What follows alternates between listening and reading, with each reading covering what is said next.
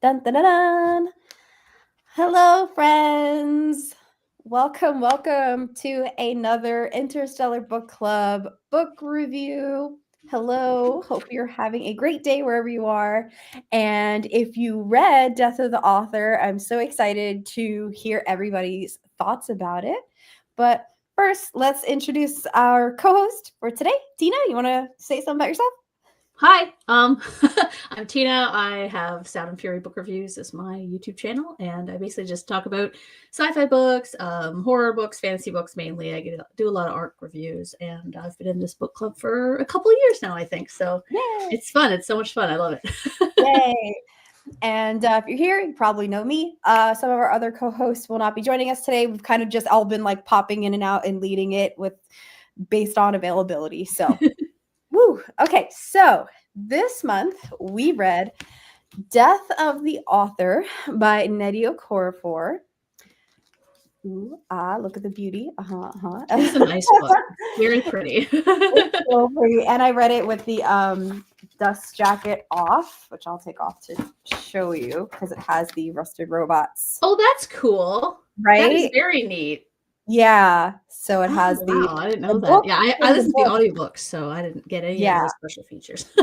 I listened to the audiobook and read it at the same time. Oh, okay. Which is kind of my new favorite thing to do.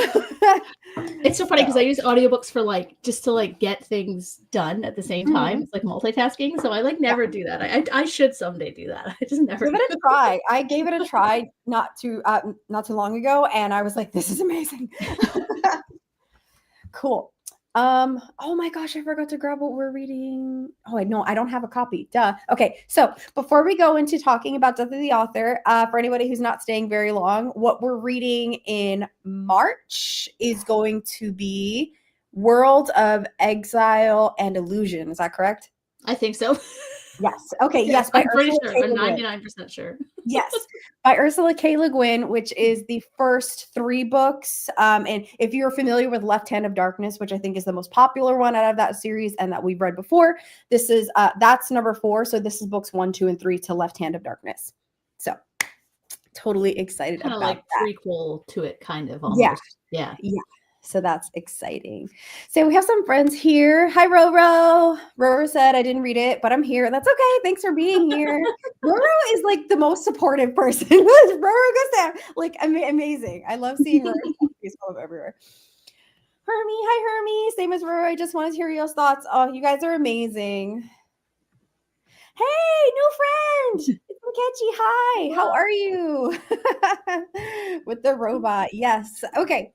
So I guess as usual, we'll kind of start off with ratings. We'll kind of give a synopsis briefly, talk a little bit as non-spoiler as you can, and then we'll just kind of jump into unpacking everything.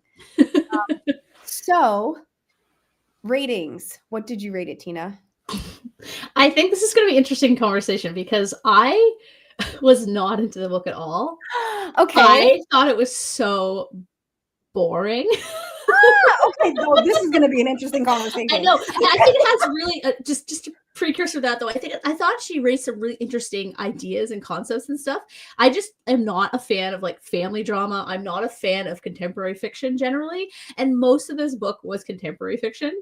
And I also have a weird bias against authors writing about being authors. I just find it kind of annoying, and so I find it so self-indulgent. I know it's not. I don't know why I have this thing where I'm just oh, a writer writing about being a writer. Oh God, I hate it. So it's I had all these little things stacked against me when it came to it. It's stuff that's all about me and not really about the book's quality itself. So I think I'd give it a 2.5 because I really was just not feeling it. But I don't think that's because I think she's a bad writer or anything like that. I just think it just was not a book like that jive for me. It was literally every category of writing that is not Tina. Yeah.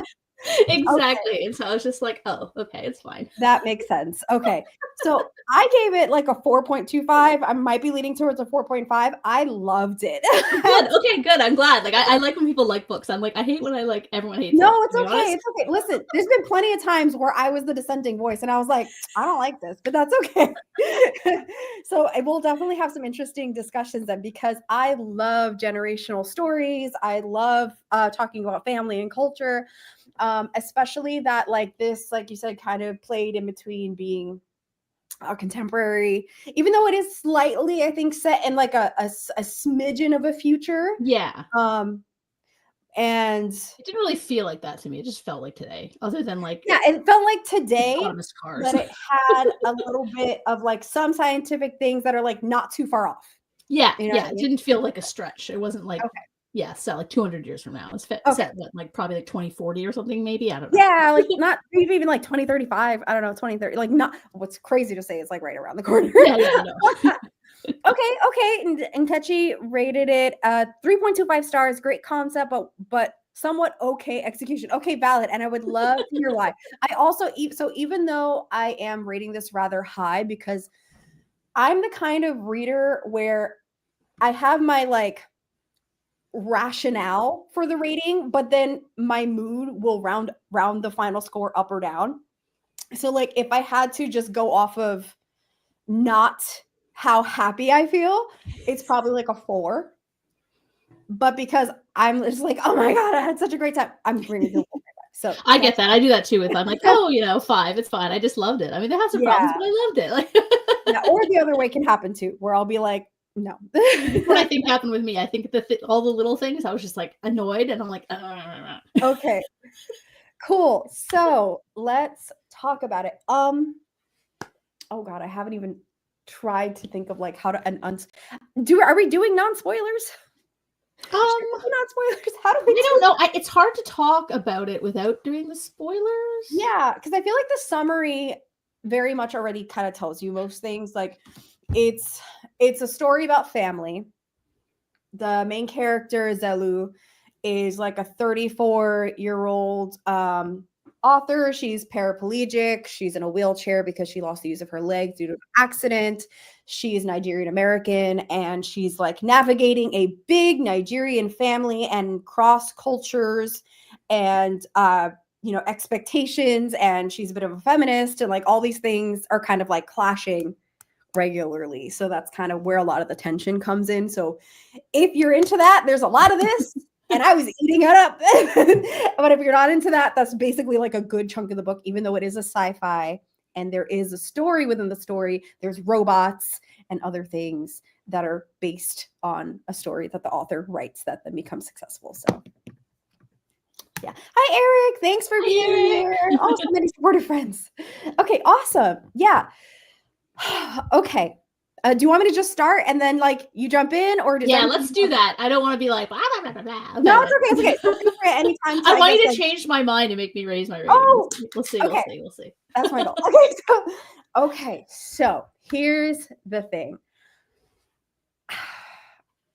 I could see so many parallels, and maybe this is why I resonated with this so much. I see so many parallels between things that I've experienced in my diaspora and what Zelu was experiencing as being a part of her diaspora. There's so many so the thing is in the culture, right? Especially the culture that she's from. So her mother is Yoruba and her father is Igbo, and it's a very big family. And it's all about like the family is the core. The family is above the individual. And it's kind of also like that in other cultures as well. So I could relate to that. And she is very much a headstrong individual to the point where it's almost self-destructive in many ways. She ends up putting herself in positions that it's like, girl, like stop and think for a second. She annoyed me a lot. You definitely made some yeah. I don't know. Keep going. I'll talk about her later. And yeah, so we see her like in the beginning, it starts off with a wedding. I think her sister is getting married. One of the siblings, I think. Sibling, yeah. She has many siblings.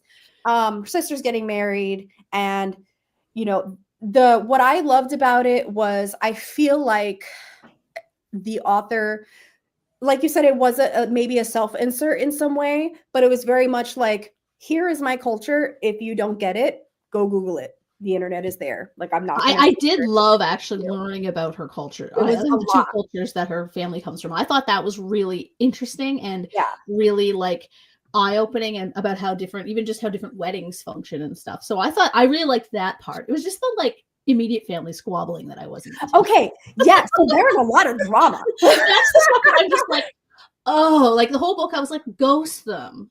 Why do you need these people? They're so toxic. Let's just distance yourself.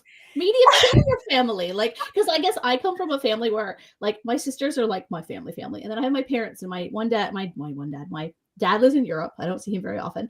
And then my mom and I don't talk very often. So it's like I don't have like this big kind of like family is like the most important to me. It's like almost like a protect yourself before your family kind of mentality. And I think that just might be me projecting like my life, because I don't have that. So I don't understand why she would want to be like hang out with this family that treats her like crap half the time. I'm like, why hang out with them? I don't really have that understand. And I was like, I recognize that though when I was listening to it. I was like, yeah, I understand that this is not a family perspective that I come from, but I just still had trouble being like, if they treat you like shit, why are you staying? Yeah, no, I totally get what you're saying, because like, and again, I can relate, right? Like you have these toxic microaggressions that the family keeps throwing at her, and it's like, she is an educated woman. She's got an MFA. She's a professor. Like, okay, she got fired from her job, but girl's a professor. And like, she wants to write a book. And it's like, but none of that is the definition, the mold of success that her family sees as the definition of success. Right. And it's very much like that in my culture as well. So when I said I wanted to be an artist, my family was like, oh, so you want to starve for the rest of your life. And like, I make a living, but like, I still have to explain to them why I'm not starving at the cookout, but that's like neither here nor there. Right. Point is that like, right. So that's the Western idea of is very much like, just dump them. Just get rid of them. They're toxic. We don't need them, because Western cultures are so much about the individual, whereas other cultures tend to be about the family unit, or the village, or the culture, like the group unit, right? The success of one is the success of many. Yeah, I get it. Yeah, that's all. Yeah, that's so like, it's so interesting because I had not lived through that, right? So I'm just like, wow, this is a different way of approaching it to me. And so, thank you for explaining that. Yeah, absolutely. So like, but like, I felt that frustration because I was like, girl, you don't deserve this. You just like, don't let them talk to you that way. But like, I get it though. I get it why she can't just leave or go have a found family, even though she did have a found family in Zizzy, I think is how you say his name, who was her boyfriend. It's still like, that's never going to replace the home. Yeah. Like, the home unit. So it's like, it's this, and plus it's this internal like programming of that the family is the connection to like the homeland, the motherland, right? So like, because there was a point where she had to defend her Nigerianness. She had to defend her African, because and even going there was like, which she was told not to go, and she was like, but it's like my place or whatever. Yeah. But because the rest of the family, like, they've been there, and so they spent more time there, or they were born there, or they grew up there, and she visited, right? So it's not that she's not from there, it's just, it's a different lived experience. So for sure. It's like my brother, he moved to Germany when he was 4. And so he even though he's Canadian, he has a Canadian German, citizenship. He visits Canada. He's not, even though he was born here. It's like, and he's been here, he comes here like twice a year. He's still not Canadian. You know what I mean? Even though he was, so I think he would understand that aspect more than me. Because I don't have that. I've lived here my whole life. Yeah. So it's very different. Yeah. Mm-hmm.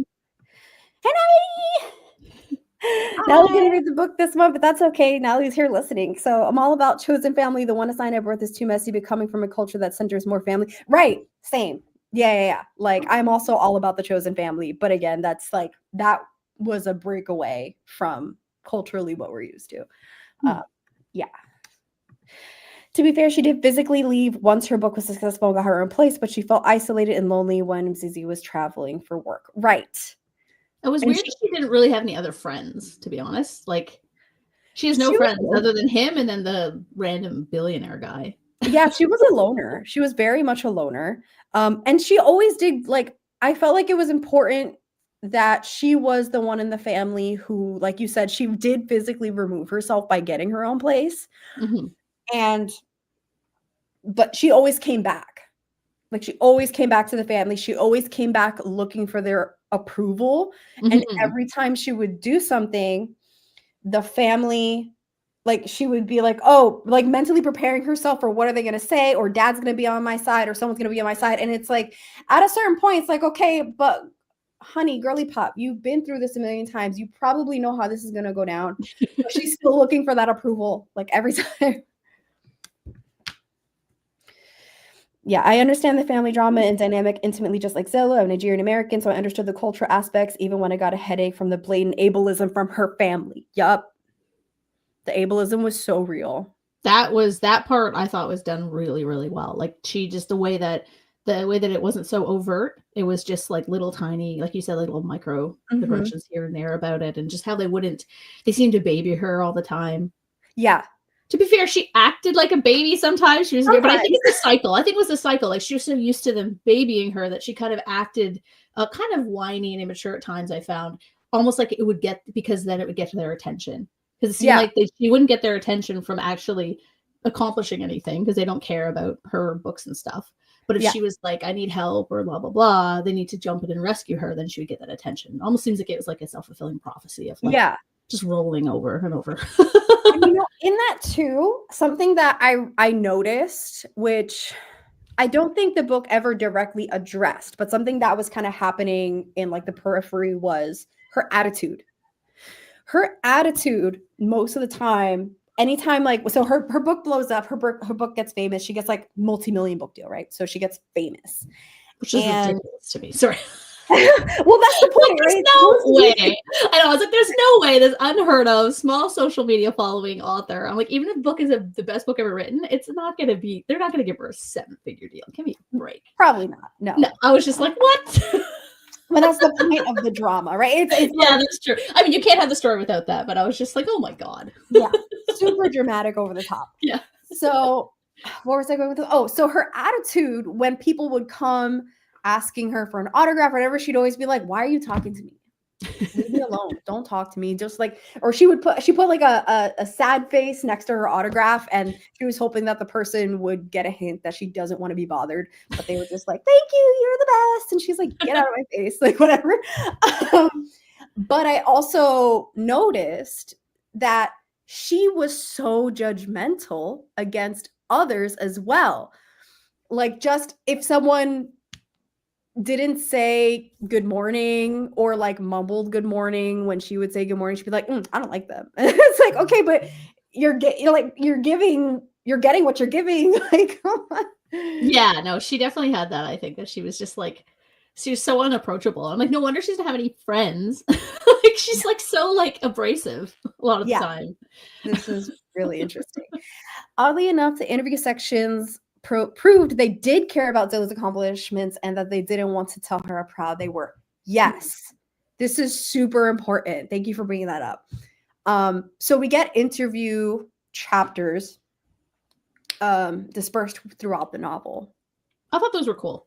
Yeah, I really liked those. It was great because, and I feel like that leans into like the title Death of the Author is relevant to this story in so many ways. But talking about this way more specifically, it's like so we get Zelu's point of view, and we see microaggression. We see like telling her, girl, get out. Like, this family's like, doing toxic things to you, whatever. But when we get the family's POV, we get a little bit of a different perspective of how they see her.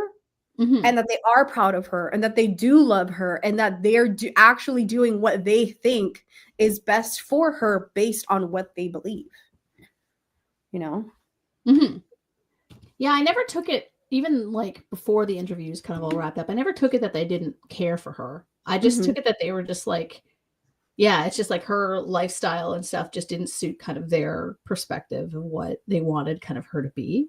And so it was almost like they were trying to like convince her to like change her life without overtly saying it by being so kind of negative or nonchalant about her successes, I guess. Like it was like almost like a very manipulative way, even if they were doing it unconsciously. Yeah. You know, it was that part I thought was, I was just found it so frustrating. It's like, oh God, leave her alone. Yeah. Yeah. Oh no, here we go again. Yeah, I'm like, oh God. We just don't tell them anything.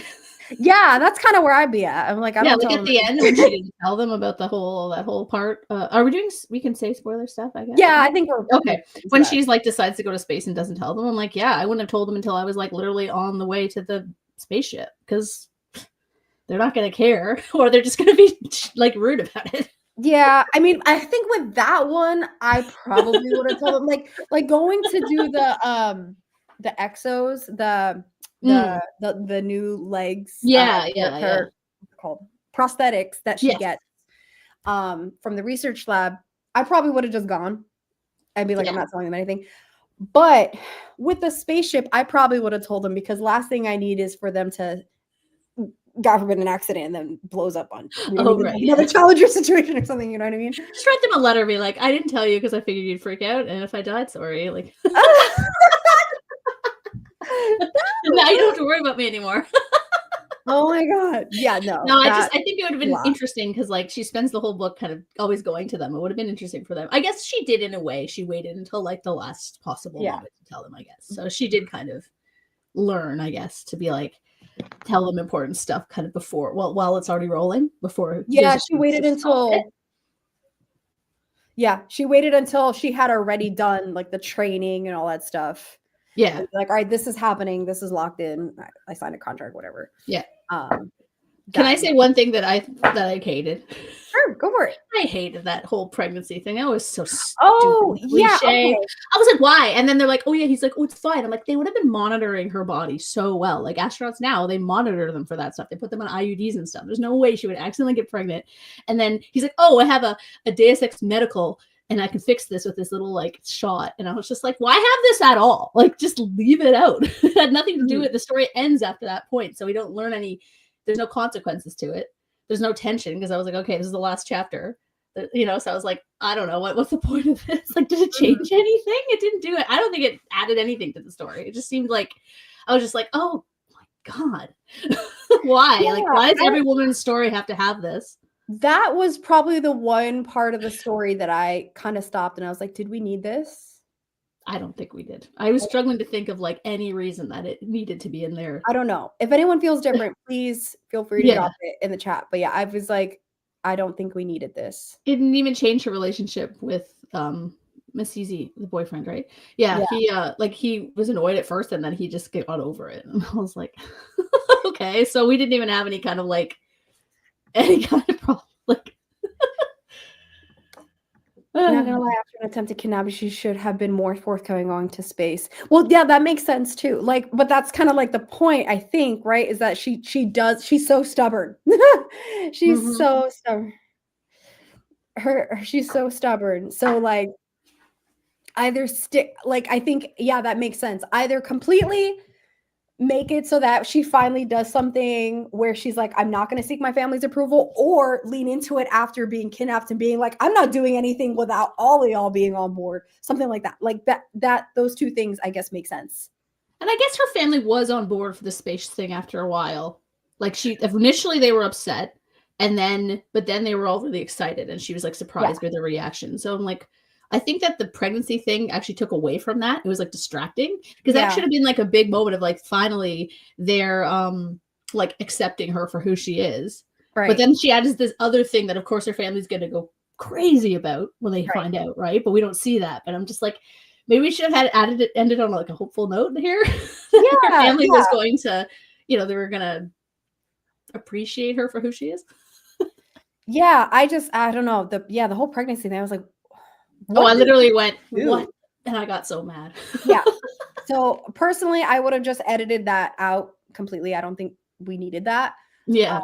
Because I don't see what it did for the story. But other than that, I did like two things. So I did like the conversation she had with her mom when she told her about going to space, where she was like, what your dad would have wanted this, right? And that was like a really sweet moment, I think, in reflecting on like what the dad's presence would mean. But also I think between her and Mzizi, and her asking like, do you love me, and him saying that you are the most important thing in the galaxy to me, like I really did like their relationship, honestly. Like it worked for me, and I'm a little bit surprised that it worked for me, but it did, because I liked that like tension between them trying to keep their independence but also like create a home for each other, or like a base. I don't know. Yeah, I think that I don't know. I found him a little bit flat. Like he seemed almost too perfect to me. Like he just puts up with her nonsense all the time. And like, I don't know. I'm just like, why would this perfect hot dude like put up with this crap all the time? Well, we get his POV at one point, right? True. That's true. I might have zoned out a bit, to be honest. Like, I had to turn up the speed on the That's okay. to finish it. I'm really glad that we got his POV at one point, where he talks about what attracted him. Okay. So I might have like honestly zoned out. Okay. Yeah, he talks about basically the most important part I missed.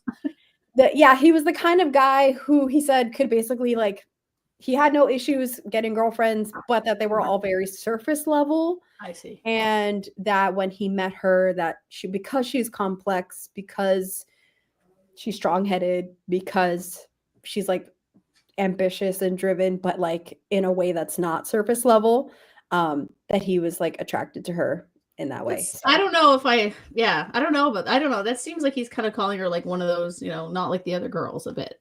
I mean, yeah, essentially. Kind of. I don't know. I'm just like, I don't know. I'm not sure if I like him too much. I didn't find him that interesting, I guess. I was just like, oh, he's just this guy she likes. What are y'all's thoughts on the rusted robot storyline? Okay. I don't understand how that story was the best written story of all time. That the billion story. I'm like, this story is kind of basic. Like, I don't know. I feel like that story was important, but it wasn't my favorite parts of the book. No, when it came up on the audiobook, I was like, I hope something happens in this section, because like I found them very long, drawn out, like very dry in a way. Like there were moments that were really interesting, but then it was like a lot of build up, and then I found the climax too. It's like a lot of just, I'm like, get to it. Yeah, like I see the parallels. I mean, aside from the ending, I guess we'll talk about in a little while. But like I see the parallels between Ankara and Zelu. Yeah.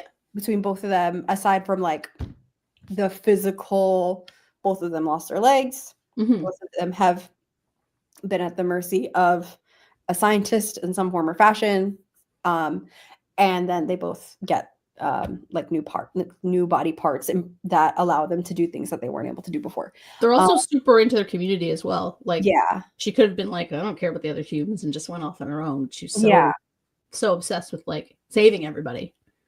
Which I can agree with this. Yeah, it wasn't the most, like, I wasn't as sucked in these part of the stories as I was with Zelu's parts.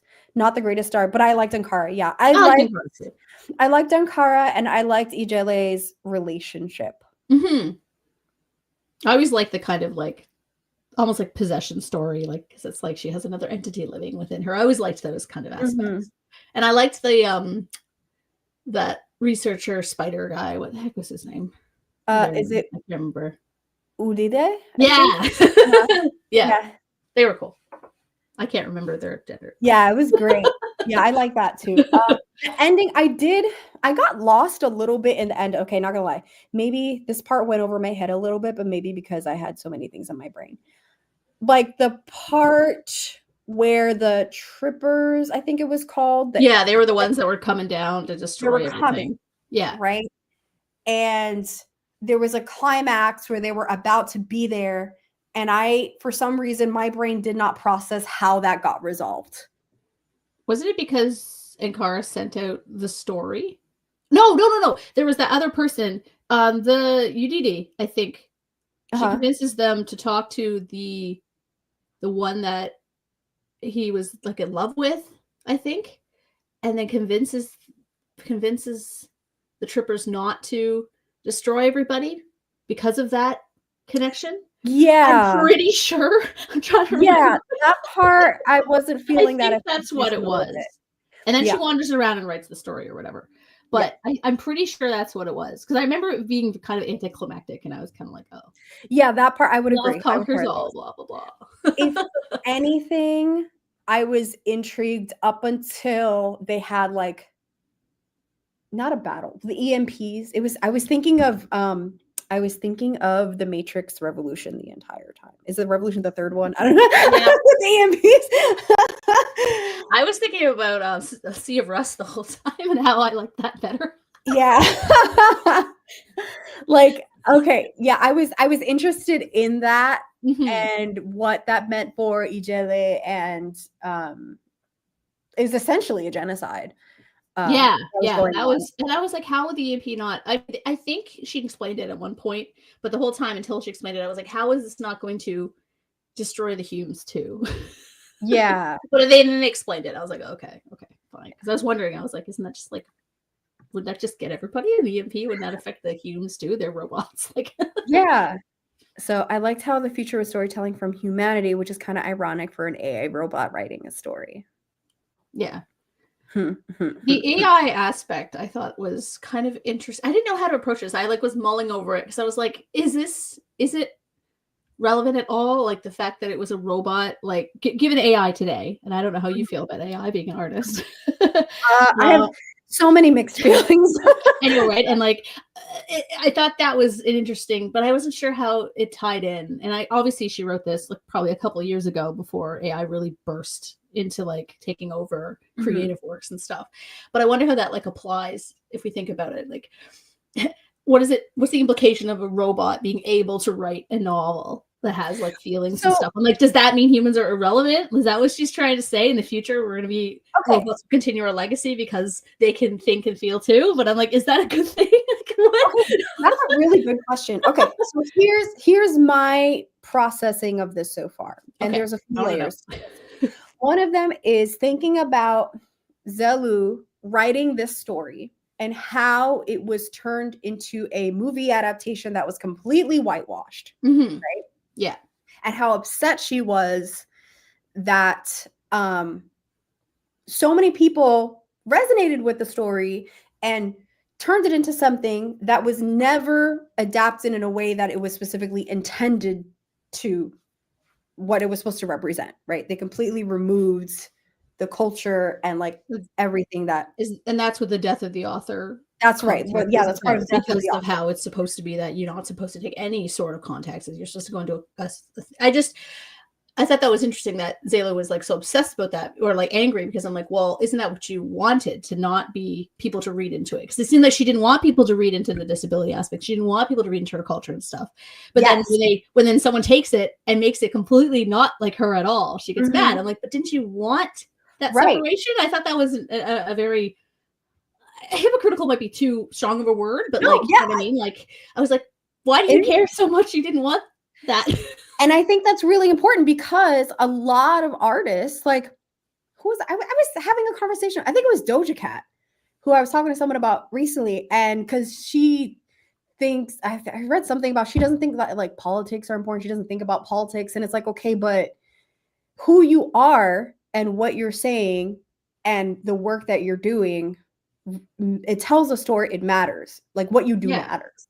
And what you represent like matters. Now, that doesn't necessarily mean that Zelu was supposed to be like condensed down to, you are a disabled person, and so you need to be this like martyr for this group of people. You can still like be who you want to be, but I think that there still needs to be some kind of like the point of the death of the author is like the author's intent matters.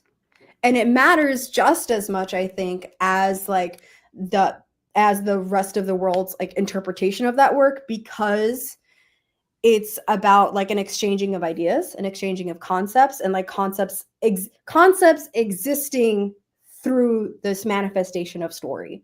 And that relates to Ankara and the AI, because the AI is an amalgamation of all things that are told. Like AI She's as kind of against the idea. She's arguing that Barth's idea is not a realistic thing, that you can't have a text without outside context applied to it. And I think I agree. I just think that I always because I studied it in like back in university. So it's like I brought up my old book because I was like looking it up, my old like critical thought, because I was like, I gotta remember what the heck this is. What was I going with that? Yeah, I think readers read as a blend. We try to go in without these notions, but like we are going to have notions just from being humans. Yeah. So I'm just not sure if she's trying to tear down Barth's argument, but like I don't think Barth's art was trying to make an argument. I think it was just pointing out like an interesting thought concept of like, wouldn't it be interesting if we could approach a text without anything, like as a blank slate? Almost actually would be interesting as like a robot would read it if the robot's been given absolutely no context for humans. Like just give it a text and see what it spews out. So I guess it does kind of link back to AI in a bit. Like an AI generated Olive Garden commercial. Exactly. Yeah, like they don't understand anything. So like you give them a text and see how they would like interpret it based on just the text alone. And I think that would be actually fascinating to read.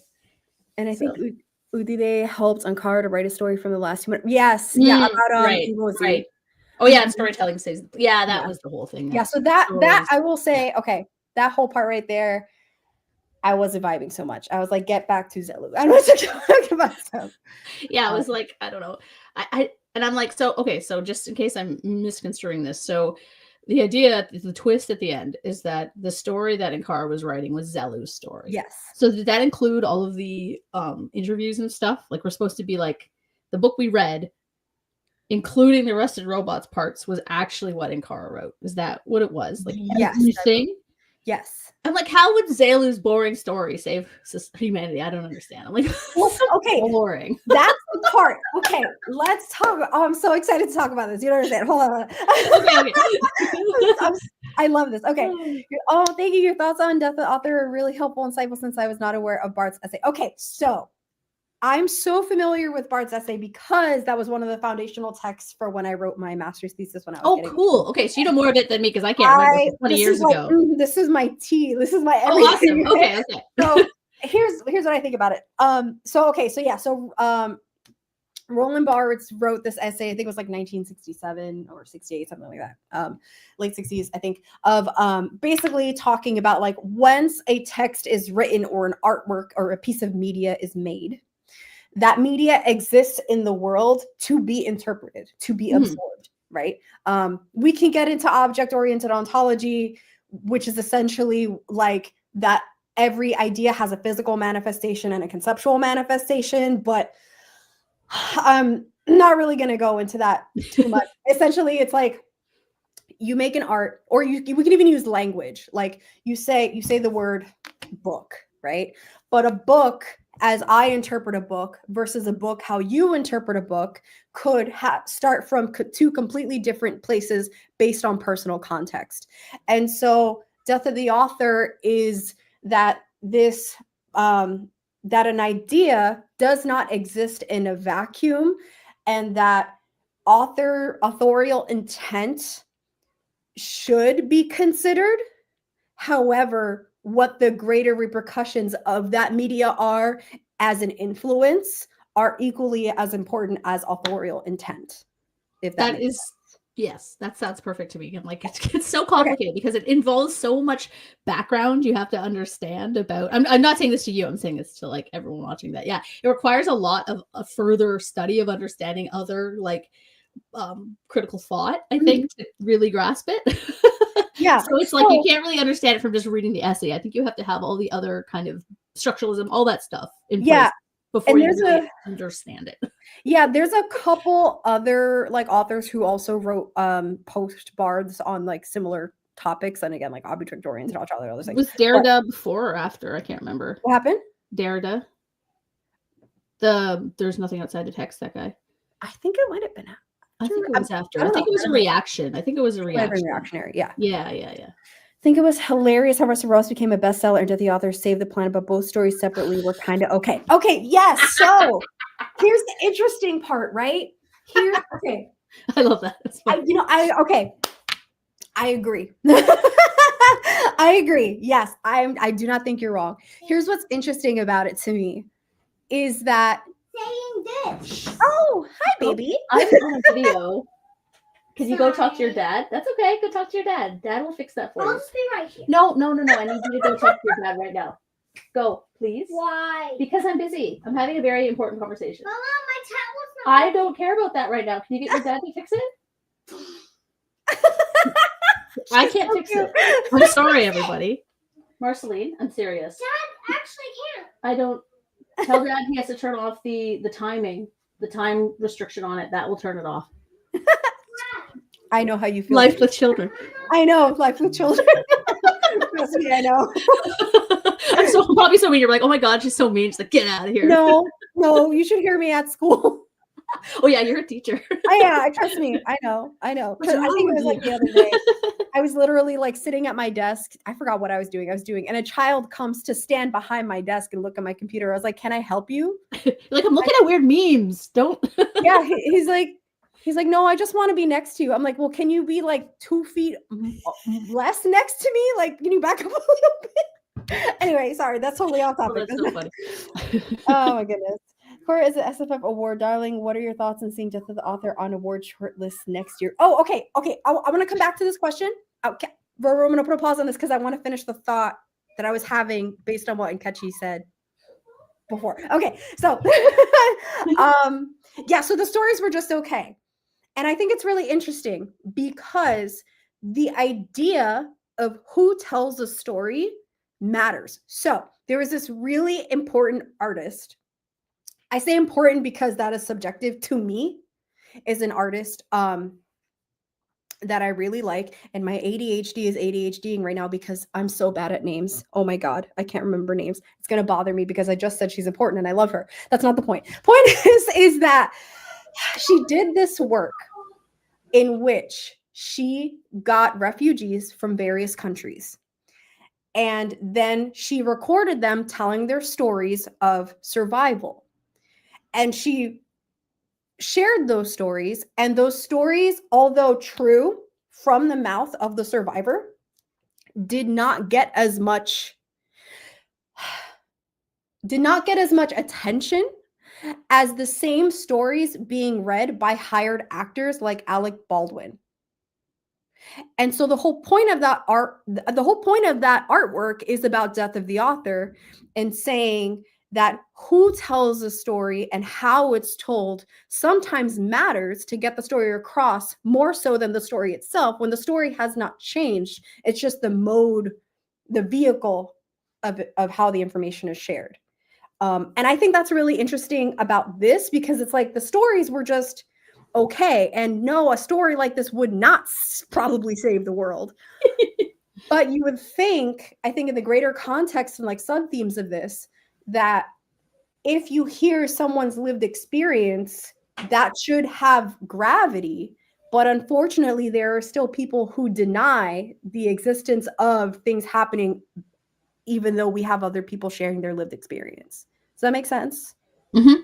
Yeah. Yeah. I think it's because those people are coming to those stories from their own either preconceived notions of the situation, or their own biases, or even their own stereotypes. And I mean, I'm not trying to defend those people for not believing these stories. I'm just saying, like from a completely objective point of view, maybe that's why. And it's interesting to look into it. Be like, why would you question this person's story? And then also, why would you believe it more when it came from someone from this context? And it's an interesting That's a really interesting project. Yeah. Okay. Oh my God. I never heard of that project before. It's so good. Okay, I just looked it up. Her name is Candace Breitz. Okay. The name of the artist. So definitely, and she hired Alec Baldwin and Julianne Moore to recite the stories of refugees. So that was really interesting. Like like just recording at like a museum and people would listen to it, or is it just like was it recorded it was for an art show that she recorded. Oh, okay. Project. Yeah. So people would stand and listen to them repeat the stories and through video. Oh, okay. Yeah. Okay. Oh, that would be even more interesting to see them as opposed to So that's interesting. Okay, so going to Rovo's question, what are your thoughts on seeing Death of the Author on awards short? Okay, so do you want to say anything about this before I say what I think? I don't put a lot of stock in awards. After what happened with Hugo's, that too, but I've never, I don't know, like, I mean, the Goodreads Choice Awards is the worst example of it because it's just a popularity contest. But then you have other ones and you're just like, who's really, like, there's one in Canada, the Scotiabank, the Gaylor Prize, right? And so Scotiabank was one of the sponsors of it. And everyone got angry this year because of their, funding of arms towards the war in Gaza. And so that was interesting because the people that got, a lot of authors said they didn't want to be participating, so they pulled their stories. So a lot of newer authors or people that didn't, I guess, care about the situation kept their books in. And I'm like, that's kind of a skewed, like that's definitely a skewed list then, because you have people that didn't want to participate. And so I wonder, I'm like, how much of these award things is people either being denied participation, not wanting to participate, or just not even knowing it existed, or not getting the chance to apply. So that's why, in my perspective, I'm just like, awards, I'm like, I think it's great when a book wins an award. I was so happy when my like self-published books won like, some awards, but like, I'm not like, I don't know. No, that makes sense. It's more like a personal thing for the author, I think, more than anything. I mean, it sells books. That's why publishers. Yeah. It's like this double-edged sword because it's like awards give a platform to authors who, if arguably a lot of the time, like deserve an award. That's true. That's true as well. Yeah. Get that platform had they not gotten this award. I think it's also worth recognizing, like you said, with that other award, that like a lot of these award programs are predominantly white institutions that are going to push stories based on their agenda of what they're politically invested in, or what they think is deserving. Or who the judges. Or the judges, or whatever's going on. Again, going back to like what happened with the Hugo Awards, I think like a year or so ago or whatever.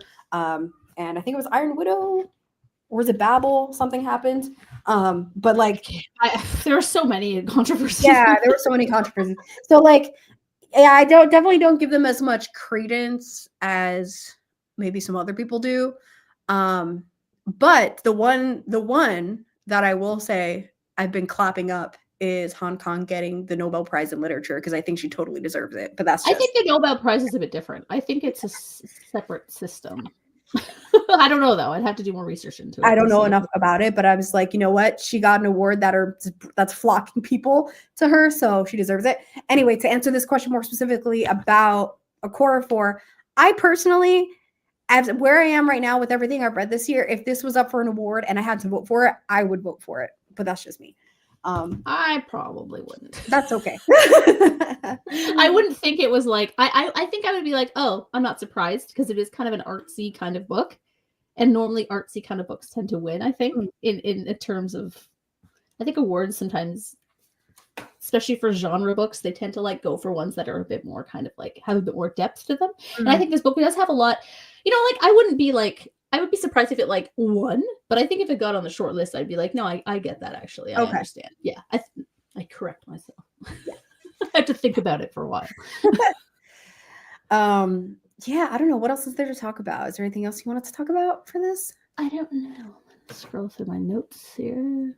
I didn't annotate this time like I usually do. So yeah, I don't really make like notes on my phone, but I'm trying to think.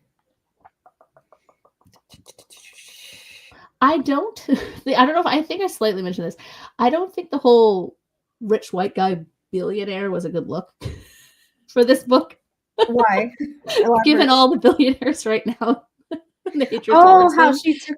Yeah, how he was like kind of like there was nothing. He was like just this nice guy somehow that like was like, oh, here's some new legs for you, and I'm like the best guy ever, and like I'm gonna save the world with my rocket ships. And I'm like, was this supposed to be somebody before something else? Some other things have been revealed I about get this what you're saying. person. So you mean like, why aren't we eating the rich? Yeah. Yeah. But I mean, again, she probably wrote this like 2 or 3 years ago before. Yeah, I don't know huge when. for over billionaires started up, which I am 100% on board for. Tax them to death. Tax them. Tax them. Yeah. I was just No, that part. I was kind of like, he was very nice. I remember. I thought to myself too. Before I was like, he's really nice for a billionaire. I expected another twist with him to be like, he's like, hey, seriously, I'm evil, because I'm like, isn't that all billionaires? Yeah, they're all secretly evil. He's a billionaire ethically. Yeah, so I'm like, there's no way this guy's just a good, nice guy that's gonna like help her out and then send her on her dream to space. But he does. Like okay. But at the same time, it's like we're getting it from Zelu's perspective, and if she doesn't care about that, then she's not gonna. That's true.